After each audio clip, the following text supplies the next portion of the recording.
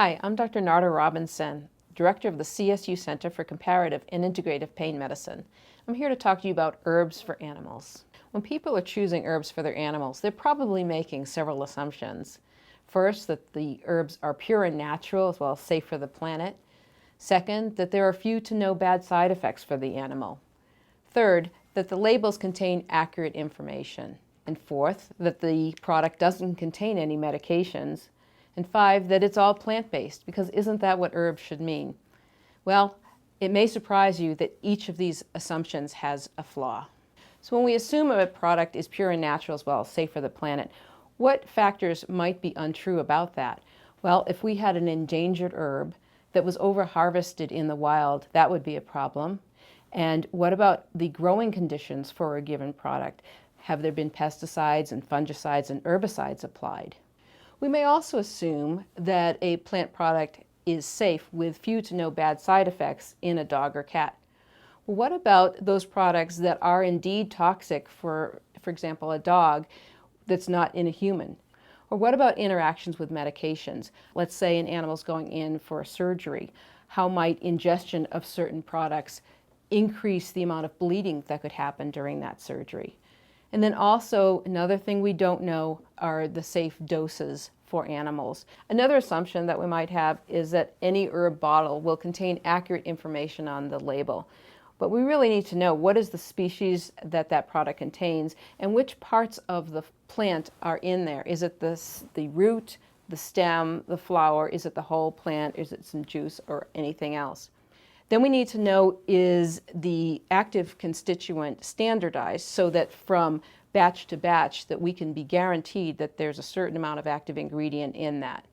Then also there's non-disclosure of the ingredients or the quantity of those ingredients that we see in certain products that might have, like in this old product, this Nux vomica is a plant source of strychnine. We actually have Chinese herbs being sold with herbal strychnine in them, and that amount is not disclosed on the label.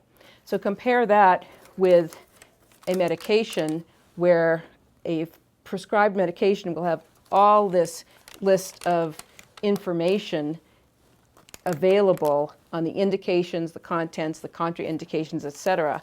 So at least with a drug, we know usually what we're getting. But with an herb, same type of capsule, there's so many questions that we still have regarding, is it safe, is it pure, and is it going to be effective?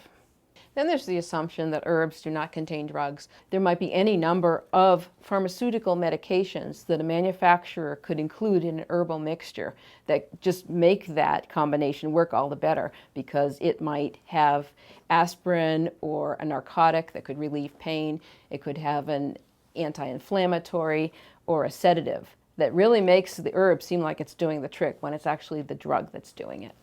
And finally, you might assume that herbs are plant-based. Well, in these innocent-looking capsules, we could have any number of mammals, whether it's deer or tiger parts or rhinoceros. We might have lizards or turtle parts. There might be any number of insects or worms in there as well.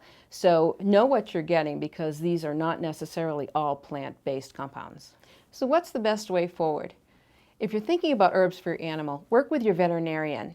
Talk with them about the risk-benefit trade-offs when thinking about herbs.